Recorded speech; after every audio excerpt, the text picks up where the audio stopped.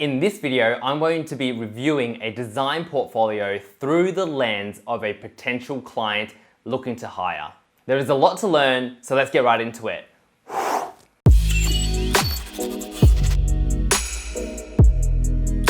Hello and welcome back to another design video with your very own Mizko, aka Mr. Extremely Grateful for all the comments, likes, and subscribes over the last 2 weeks. It is insane to see how much support that you guys are giving me within just 2 weeks. I've had over 300 new subscribers, countless comments, and what's most important is that every single comment is extremely meaningful. You guys are sharing experiences, asking really good questions, and this makes my job extremely interesting and it makes me look forward to it every single day.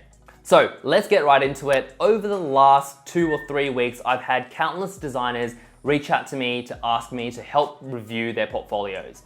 2 reasons. 1, they're looking for a full-time role. 2, they're actually trying to land more clients. So what I thought about over the weekend was I want to launch an entirely new design series called Mizko's Heat Score. So what I do is I'm going to go through and review different design portfolios and help critique it. But at the end, I will be releasing the Mizko Heat Score, which will be a number from 0 to 10 to really quantify how I feel, how heaty their design portfolio is, and how compelling it will actually be for either an employer looking to hire them or a potential prospect or client looking to hire them for a job. So last week I reached out to my Twitter audience and I asked designers, can you please share all your design portfolios in the comments below, and I'm gonna pick one at random, and hopefully every single week I will provide a design portfolio critique / review. So hopefully designers like yourself and other designers all around the world can start to learn how to tactically improve your design portfolio and really make it more compelling so potential prospects and also employers can have confidence in hiring you. The 5 criteria that I will be assessing each design portfolio on will be how unique it is, the ability to storytell, how visually appealing is it, how credible, and how optimized it is in terms of getting new clients or landing a specific job. Oh, and by the way, make sure to stick to the end because that is when I will be revealing the Mizko Heat Score. Let's get right into it, guys. Oh, and by the way, if you enjoy watching these videos, make sure to comment, like, and subscribe because it really does help me, and also spending more time in making these educational videos so you can keep growing and all the other designers around the world to keep elevating their skill sets and knowledge as well. All right, guys, here we have it, RileyJS.com. This is Riley's design portfolio. And before we jump into the review itself, I want to give you a little bit of context around why he's designed his portfolio, what is the purpose, and what are some of his objectives. Because like every single UI UX project, you cannot go straight into doing the work. You can't go straight into designing UI. You should always understand what you're trying to solve, how you're trying to solve it as well. So in terms of giving Riley really constructive criticism, I can't just base things on what I think is good. It should always be aligned with what he's trying to achieve, and through my experience in designing effective portfolios that have been converting very well, what are some of those insights and tips that I can provide Riley so he can take it to the next level. So I've reached out to Riley and he's mentioned the purpose of his design portfolio is to really give a simple glimpse of my personality as a designer and passion when it comes to working with clients. He also mentioned showcasing projects related to web design and encouraging opportunities to connect.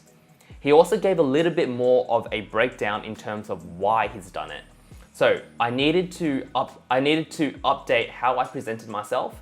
My portfolio before was out of date aesthetically, and I wanted to be more direct with the problems I'm interested in rather than a designer who does everything.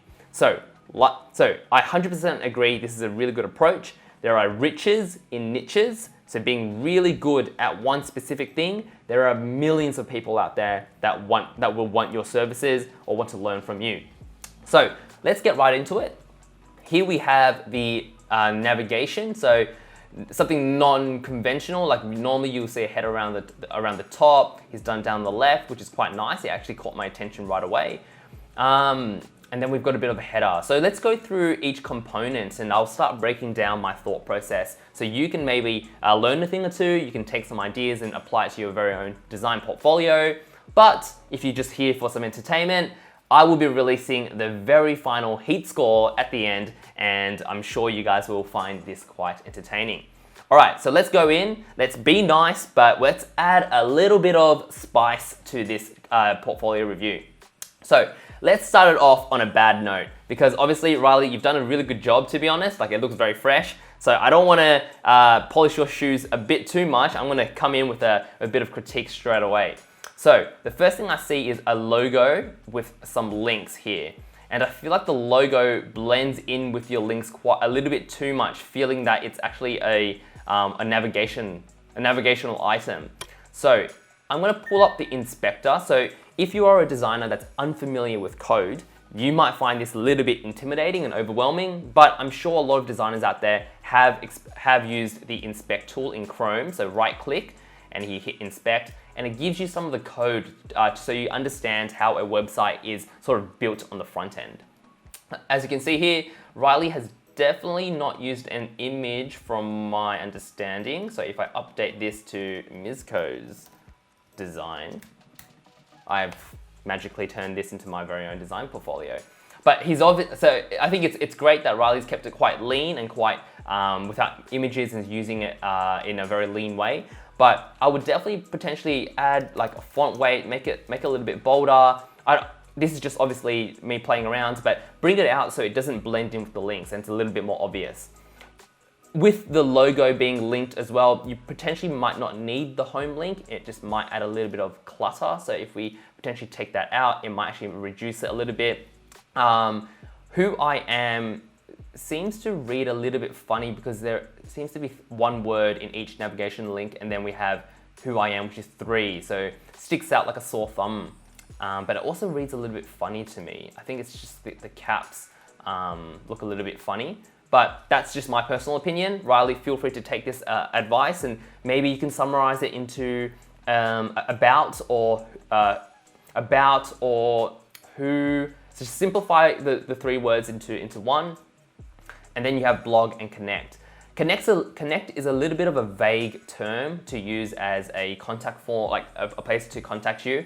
It feels like I'm connecting with you on social media or whatnot. So potentially you can refine that terminology a little bit. If you're looking to get more clients, maybe it could be get a free proposal, could be contact, get in contact.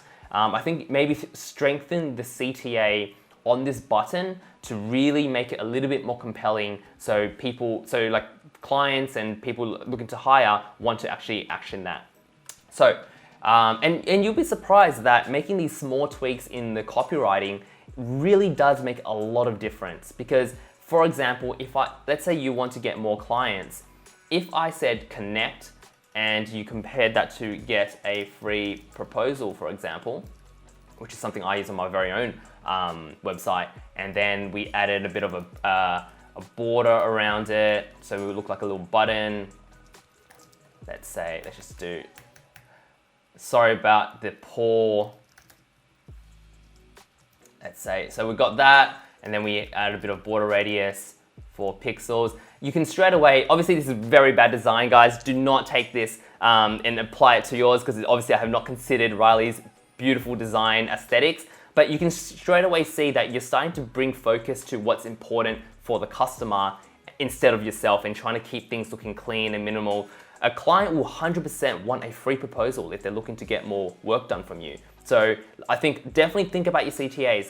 They're very important and you really need to focus on them. All right, so let's just quickly refresh and let's not do any more adjustments to Riley's design, but hopefully that gives you some sort of idea. Let's go through the design and critique it a little bit more. This is quite nice. It gives me a little bit more idea and context of what you're looking to achieve, but I think it adds a little bit too much clutter. I think if we actually remove this a little bit, it actually brings a lot of focus to your headline, which is one of the most important things when someone first lands on your website.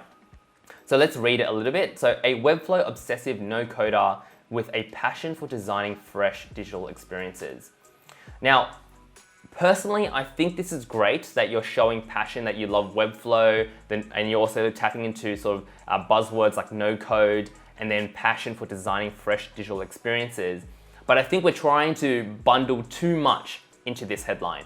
I think we need to focus, what is your core role? Your core role, Riley, is a designer, UI UX designer, and you like to dabble into Webflow and use no code tool apps to help you build solutions.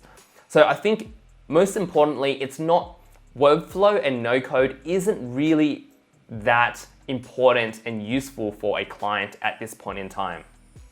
What's most important to a potential client looking to hire you is knowing exactly what you do as an expert in your day-to-day, in your job.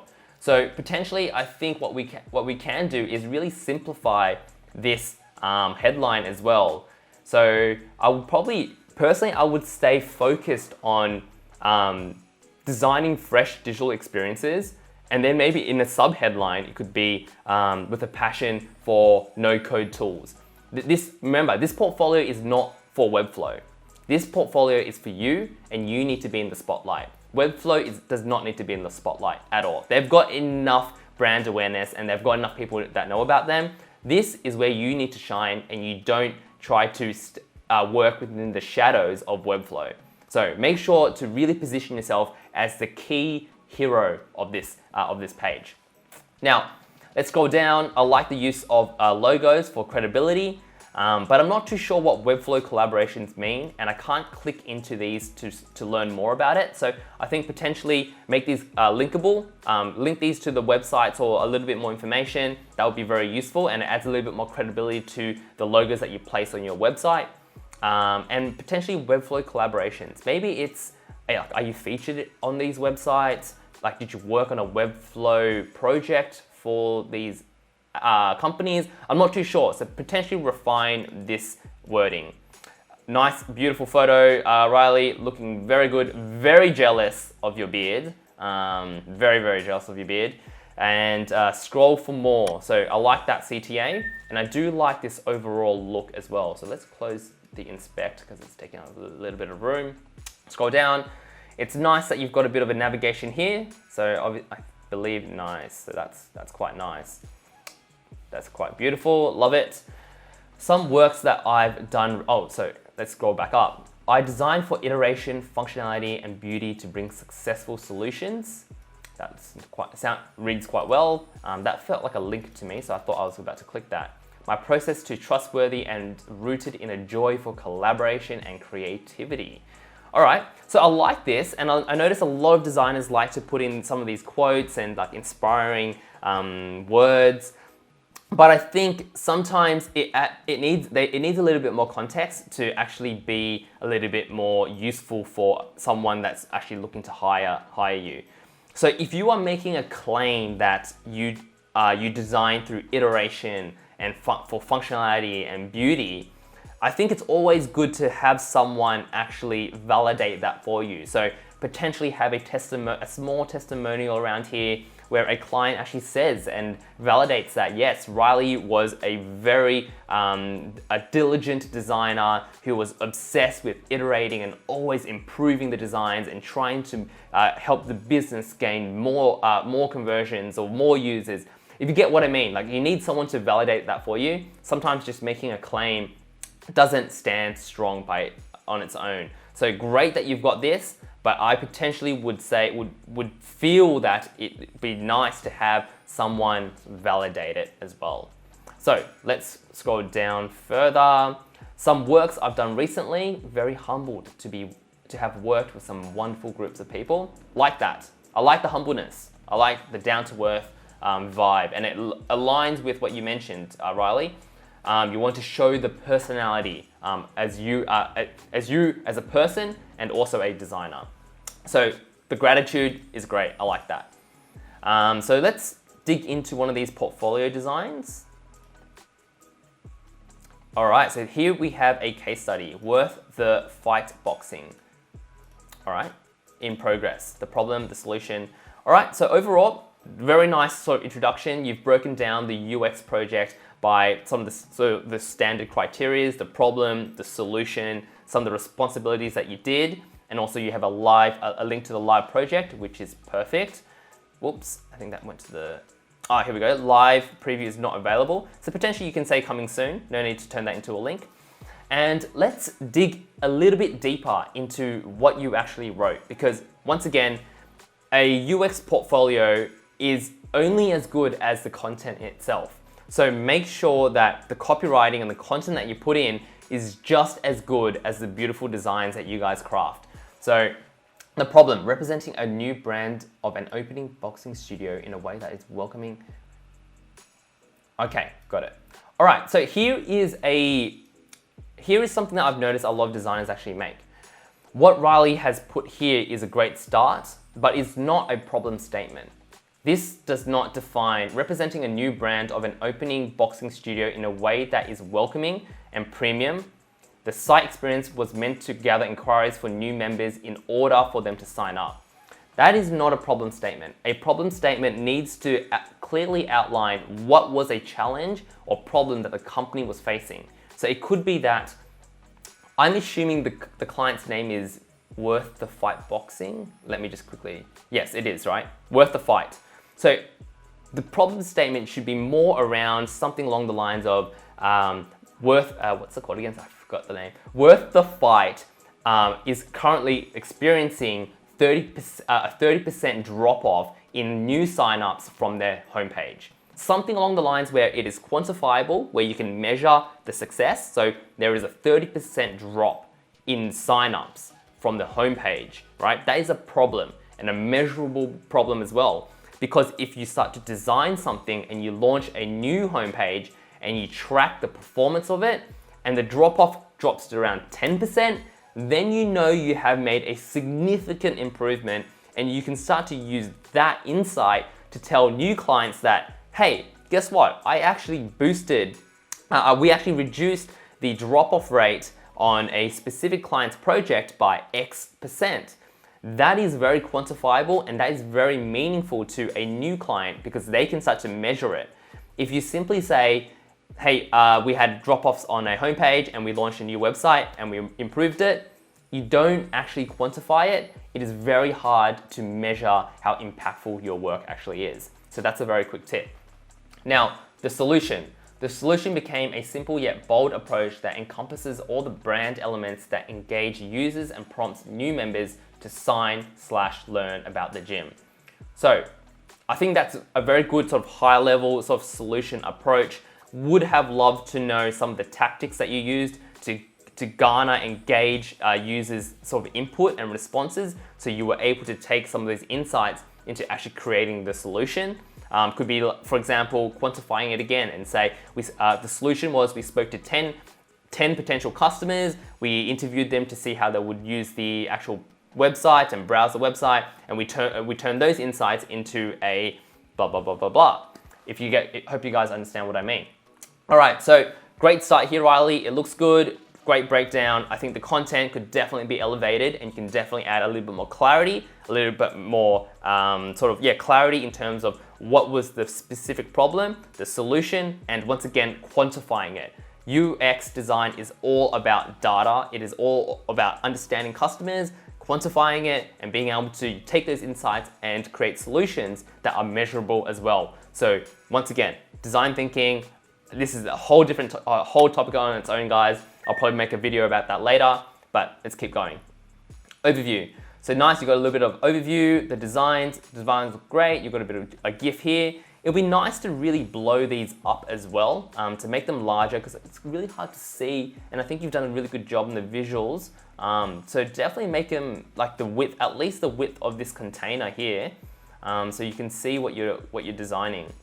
I've noticed that you've actually started with the end goal process from finish to start. Okay, so I think what would actually be really nice is if you want to show the final design as a sneak peek, feel free to do so. Like put something quite large, but don't show everything and then show the process afterwards, because really design real sort of good design, great design is about the journey. It's about the process. It's not about the destination. It's not about the final design. When someone is looking to hire you, whether it's a client or a employer, they want to understand what is it that makes you special. What is the process? How were you able to really gather some interesting insights and apply it into the design? Because everyone can do a bit of visual design. Like even my partner, she is an accountant, she's an auditor, she's using Figma to design some Instagram carousels, right? What makes you special, Riley, is your process, how you talk to customers, how you garner those insights, how you gather it, and then how you apply it and use your experience and turn it into solutions that really make impactful results for a company, right? So make sure you focus on the process, guys, more so than the actual final designs. So once again, I will probably move these wireframes up further to the top. I would actually pull through and annotate some key insights that you learnt throughout the process and bring them out so when someone's reading this, they're not just looking at some images, they're actually learning new things, and that's what you want. Clients want to always learn new things. They always want to see that if I hire you, you're going to find really insightful things that I don't have the experience in doing so. So I'm going to trust you in actually taking on my job. So once again, overall, I think this is a great case study. Definitely refined the problem solution, clear, quantify it, and start with the process. Start from the idea. What did you even sketch it out? Go into wireframes, then go into designs, some iterations. You talked about loving to iterate. Riley, where are the iterations? Let's show the iterations. All right, so let's head back home. Oh, and the logo doesn't link back to the homepage, so let's hit back here. Maybe Riley, you might want to link that. But once again, like overall, this looks stunning. This looks really, really good. I think it's just the little bits of details that we want to start to refine. And I'm very pedantic about copywriting and content because, as you know, like I would say I am definitely a lot stronger in the strategy, content, crafting experiences that really like hit the pain points of customers. So in terms of visuals, like I would say I'm still fairly strong, but my strengths are definitely in the strategic part. All right, so let's go into a second case study here. Let's go into a bit more of a deep dive. All right, here we go. Delivering a better mobile experience with a fintech startup. Sounds good. The problem, creating a site that aligned more with the brand, providing a high-performing, engaging experience. So once again, I can see that there is the theme of this high-level problem statement that you're providing, Riley. I think you should try to be a little bit more clear and defined, and also add quantify some of the metrics. So when someone's looking to hire you, they know that you helped them increase the conversion rate from X to X. You were able to reduce the churn from X to Y, reduce the bounce rate from X to Y. Then they can actually start to process, okay, so in this project, you actually did some sort of very highly impactful work and results that you helped achieve for the business. So let's quantify these and add more clarity. And then we have live website. That's great. You're showing the actual, the final solution. Looks really good. Riley, looks nice. Cool. So collaboration. All right, so we've got a bit of a process here. That's good. You're adding a little bit more process. You're making the images a lot larger here. So once again, like this one is good. I can actually read it now. With the other ones, maybe make it a little bit larger. All right, so that's good. Clean, sounds good. It was really important to have high process and a good reading experience. Okay, perfect.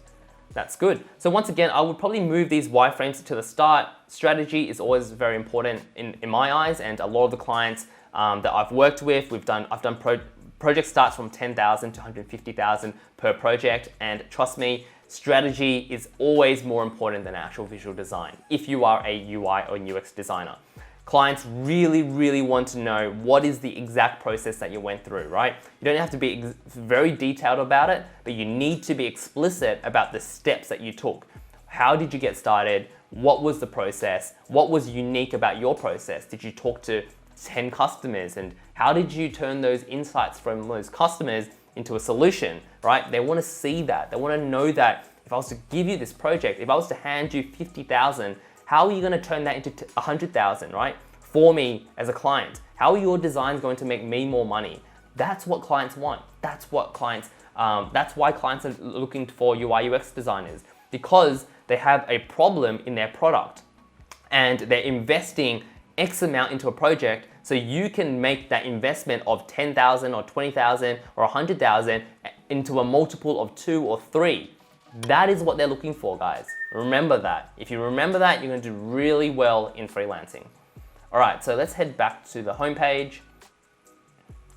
All right, so I think let's look at one more, guys, but it should hopefully will give you a pretty good idea about everything. So improving an engaging experience for a seminary. All right, so once again, Riley, really good. This looks nice, really good breakdown, but once again, refine your problem statement, refine your solution, add more clarity and quantify some of the data points. So the metrics, so people like myself, potential client, can understand the real impact and real measurements of your work.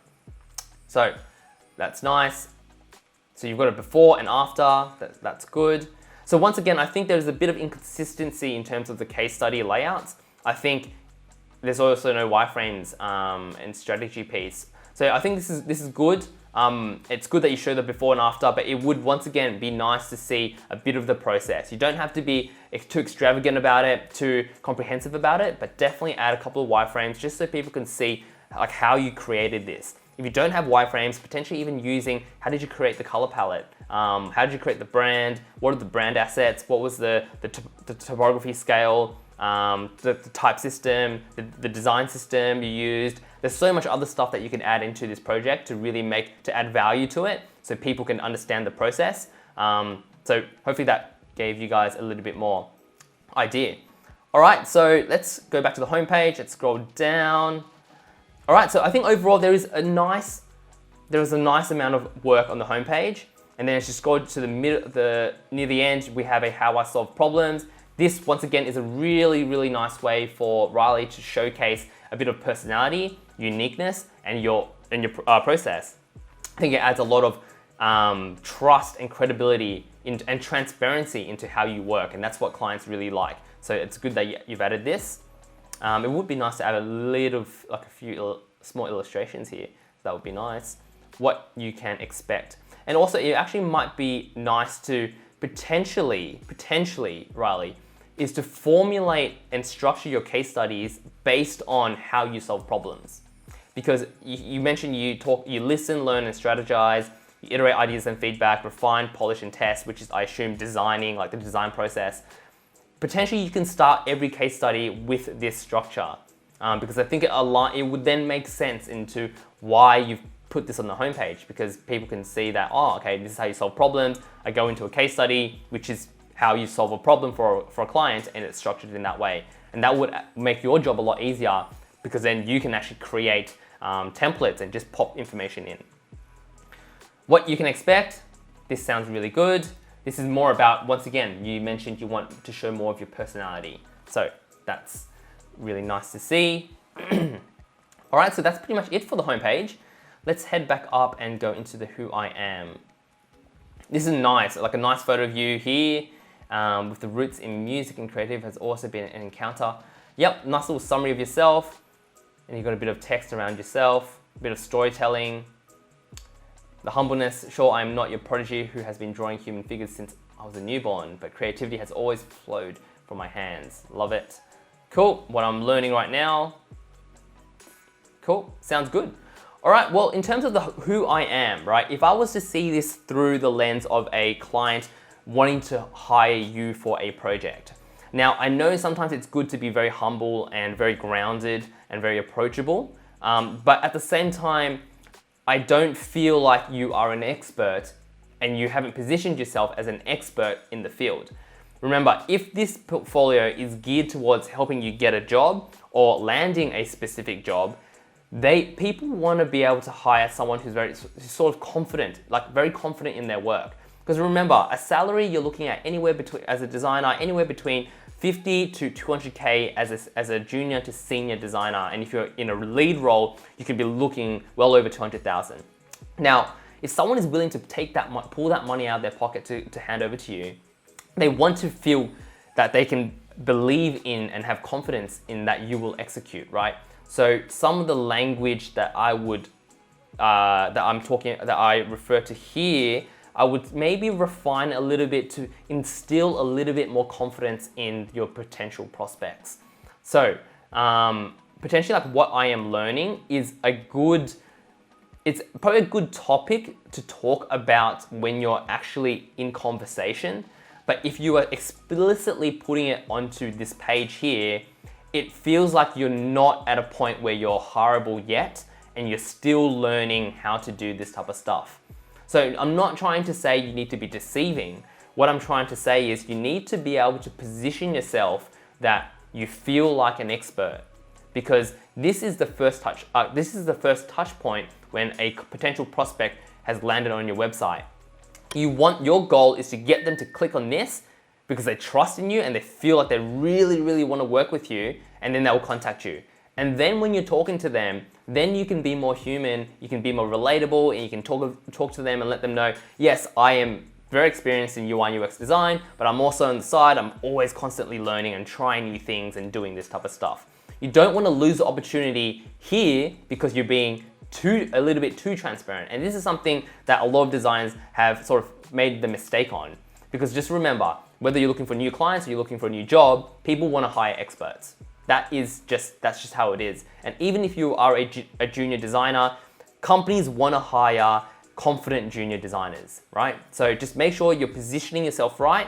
You're not trying to be deceiving, you're just trying to position yourself right so when they do contact you, you actually can get your foot in the door, and then you can start talking about yourself and being a lot more relatable and a lot more down to earth, because that is the right time to do that. So overall, I think this is good. Definitely, it'll be nice to see a little bit more, maybe some photos of yourself, bring through that personal brand, bring through that transparency into who you are, because this page is all about yourself. You talk about music and whatnot. It would be nice to show just maybe a few small photos about that, because once again, I really want to get to know who you are as a person, hearing what your previous clients have said about you. So let's head over to the blog. The blog is looking nice. It looks quite neat. It looks quite, be nice to have a few images here floating around. You've got a bit of animation. That looks quite good. And then we'll head over to the Connect. All right, Connect, interested in working on a project together, or maybe just want to get to know how I design. Regardless, I'd love to talk. I think this is great. It's very simple. It would definitely be nice to add a bit more social validation in this stage. Potentially, once again, a testimonial from a previous client, even links, maybe potentially bring these up into here. Maybe remove, there is quite a bit of text here. I will maybe just keep it to one paragraph, and then you can start pushing up the actual form further up onto the page. But overall, I think this looks very clean, looks very fresh, but definitely move the form further up, bring a little bit more social validation, and I think that's pretty much it. All right, guys, so hopefully you guys found that quite useful and quite valuable. In a nutshell, I think Riley has done an extremely good job. This hero area looks stunning, it looks beautiful. I would, once again, just a very quick recap, I think the visuals look great. I think it's the biggest opportunity for Riley here is to really refine the content in itself, because remember, the content is really, really important. And if I'm looking to hire Riley, I want to make sure that I'm hiring an expert, someone that's confident in their skills, and someone who can actually give me value if I was to give them a $10,000 project, $30,000 project, or $50,000 project, that you're able to give me a higher return on my investment. So once again, if I was to refine this, so once again, if I had to refine this, just make sure we keep your headlines very, very clear. Always validate your logo, so let users click through onto the websites. Always have a photo of yourself, because that is one of the biggest trust signals for potential prospects. They want to know who you are, and just being able to see your face just adds a lot of sort of heat score bonus and trust signals onto a page. And once again, overall, this all was quite nice. I really like this section, but in terms of the case studies, you need to make sure you show your strategy and your process, and you want to quantify a lot more of your success. So quantify the problem and quantify the solution. So hopefully that was useful, guys. Make sure to wait until the next section because I will be revealing my very final heat score, the MIZCO heat score for Riley's portfolio design. All right, guys, I know you have been waiting for the MIZCO heat score for Riley's design portfolio. After doing some assessment and also doing some crunching of the numbers, I'm ready to reveal the MIZCO heat score. I don't have any drum kits around me, but I will use the table to improvise. The MIZCO heat score that I'm going to reveal for Riley's design portfolio is a 7.5 out of 10. Overall, I think Riley has done an extremely good job in the visual aspect and also keeping it quite unique. It definitely reflects the personality that he's been trying to put forward. But remember, your portfolio is a tool that is really used to either help you land a job or get more clients. That is why you even invest time in doing so, right? So just remember, every single client or employer wants to hire the best. It could be the best of junior designers, the best mid designer, or the best senior designer. And in terms of trying to convey that through your portfolio, you really need to add more substance, more clarity, and more quantified success in your portfolio components. So in all your case studies, you need to showcase your strategies, you need to quantify the success, quantify the problem, and really help the person reading it understand that, oh, your designs actually had a meaningful success that you can measure. Because simply saying, I've launched a new web design for a client doesn't really help a client feel more confident in you. But if you said you helped launch a new website for a client and you were able to reduce the drop-off rate by 20-30%, and let's say each percent is worth $1,000 in terms of sales, then that is very, very meaningful. And that is what a lot of designers need to start to shift their mindset in doing so. And this should also feed through into your design process. When you're starting to do design projects, don't be so emotional about it. Start to be a lot more logical and results driven about it, because when you start to talk about your design projects and the impact it has, it makes you become a lot more senior, a lot more experienced, and it just gives you a lot more know-how in terms of how you can bring value to additional clients. Another aspect that I feel like there could be a lot of growth and potential is the social proof aspect on Riley's portfolio. I think he's worked with a number of different clients, but I didn't really see any testimonials from them. I think testimonials are some of the key trust components that need to be on a website, because please don't overlook them. Clients, when they're looking at your portfolio and they're wondering, should I hire this person? They really are seeking validation. And if you've noticed, Trustpilot.com is an insanely large business turning over millions purely from helping companies gather reviews on their product. It is one of the biggest trust signals that you have to have on your portfolio, because it really does help people understand how others perceive. So hopefully, guys, I hope you enjoyed this video, and Riley, make sure to be proud. You've done an extremely good job. There is some room for improvement, but I'm confident if you start to tackle those areas and add a little bit more clarity and polish to those, you would definitely move into an 8, 8.5, and I'm sure it will be used effectively to help you seal more deals. All right, guys, before we wrap up, please, if you enjoyed this video or found value in it, please comment, like, and subscribe. It really does help me, and it will help me start to spend more time in creating educational videos like these for you so you can keep growing. I will see you in another video very soon.